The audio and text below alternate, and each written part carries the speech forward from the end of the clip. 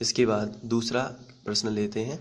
दर्शाइए कि कोई भी विषम पूर्णांक 6q + 1 या 6q + 3 या 6q + 5 के रूप का होता है जहाँ q कोई पूर्णांक है। तो हमें विषम पूर्णांक को दर्शाना है।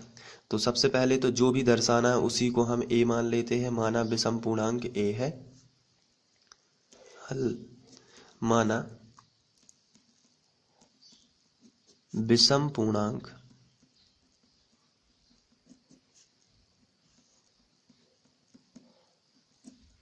a है। जब विषम पूर्णांक a है तथा इसमें 6 लिखा है। अभी हम लोगों ने एग्जाम्पल किया था, उसमें 2 लिखा था तो हम लोगों ने भाजक 2 माना था। उसमें 2 क्यों लिखा था तो हम लोगों ने भाजक 2 माना था। कहीं 3 क्यों लिखा है तो भाजक 3 मानते हैं। कहीं 6 क्यों लिखा है तो भाजक क्या मानेंगे 6। तो भाजक क्या हो जाएगा, भाजक आपका हो जाएगा 6। तो ऐसी स्थिति में थोड़ा रफ में समझ लेते हैं। जब किसी संख्या में, वो भी a है, हमने विषम पूर्णांक a माना हुआ है, जब 6 से भाग दोगे तो कोई शेषफल क्या आएगा q, कोई भागफल क्या आएगा q और कोई शेषफल क्या आ जाएगा r। तो ऐसी स्थिति में हम यदि यूक्लिड विभाजन प्रमेय का लगाएं तो a का मान क्या होगा, a का मान होगा 6 पहली वाली संख्या का गुणा आखिरी वाली संख्या में, तो 6q और प्लस शेषफल कितना है r। यह यूक्लिड विभाजन प्रमेय का लग जाएगी यहाँ पर।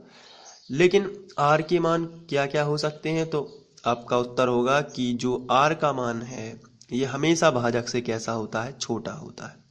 तो r का मान या तो 0 हो सकता है, या तो 1 हो सकता है, 2 हो सकता है, 3, 4 और 5। ये 6 से छोटे मान है सब। तो r के ये मान हो सकते हैं। हमेशा r का मान आपको याद रखना है भाजक से छोटा होता है। तो r के मान 0, 1, 2, 3, 4, 5 ये इनमें से हो सकते हैं। तो अब जब r के मान इतने सारे हो सकते हैं तो a के मान बहुत सारे होंगे। r की जगह पर यदि हम मान रखेंगे तो a का मान भी तो बदलता जाएगा। इसलिए हम a बराबर यदि r की जगह पर 0 रख दें तो a का मान कितना आ जाएगा 6q। अगर r की जगह पर 1 रख दें तो a का मान कितना आ जाएगा 6q + 1, 6q + 1। और अगर हम r की जगह पर 2 रख दें तो a का मान कितना आएगा 6q + 2। और अगर r की जगह पर 3 रख दें तो a का मान आएगा 6q + 3।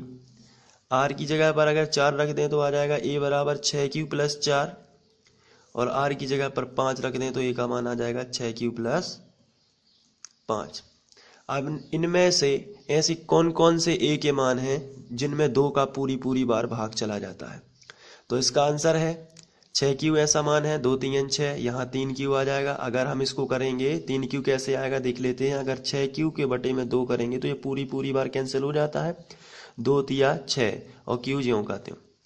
वैसे ही अगर हम इसमें भाग दें तो ये 6q + 2 है, इसमें हम 2 का भाग देंगे तो ये पूरी बार अलग अलग बटे में कर देते हैं। तो 6q बटे 2 + 2 बटे 2, तो ये कैंसिल हो रहा, 2 3 6, 2 एकम 2, तो ये 3q + 1 ही आएगा। और ये भी पूरी बार 2 से डिवाइड होगा, क्योंकि इसमें से 2 कॉमन लिया जा सकता है, इसमें से भी 2 कॉमन और इसमें से भी 2 कॉमन लिया जा सकता है। लेकिन 6q + 1 एक ऐसी संख्या है जिसमें 2 का पूरी बार भाग नहीं जाता है, बटे में संख्या आ जाती है। और 6q + 3 है, इसमें भी 2 का भाग नहीं जाता है। और 6q + 5 है, इसमें भी 2 का भाग नहीं जा सकता है। इसलिए 6q + 1, 6q + 3 और 6q + 5 जो है वो विषम पूर्णांक है। आइए इसको डिटेल में समझते हैं। जब हमारा भाजक 6 है तो यूक्लिड विभाजन प्रमेय से यूक्लिड विभाजन प्रमेय से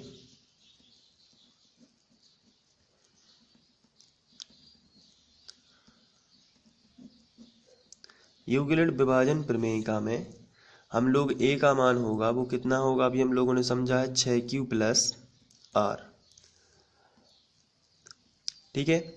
लेकिन r के जो मान होंगे वो कितने होंगे, r के संभव मान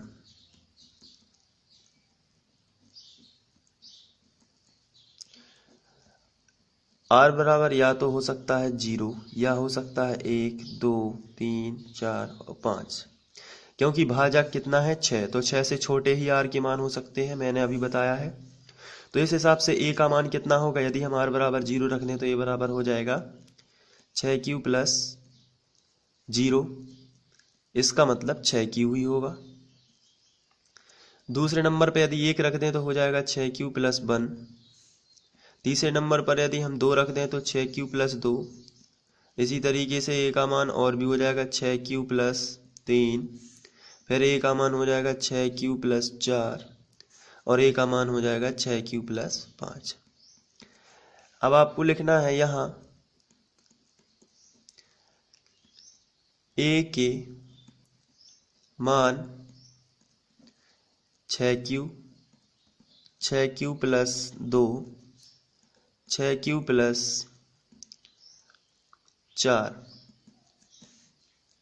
में 2 एक गुणनखंड है या 2 से पूर्णतः विभाजित है, 2 एक गुणनखंड है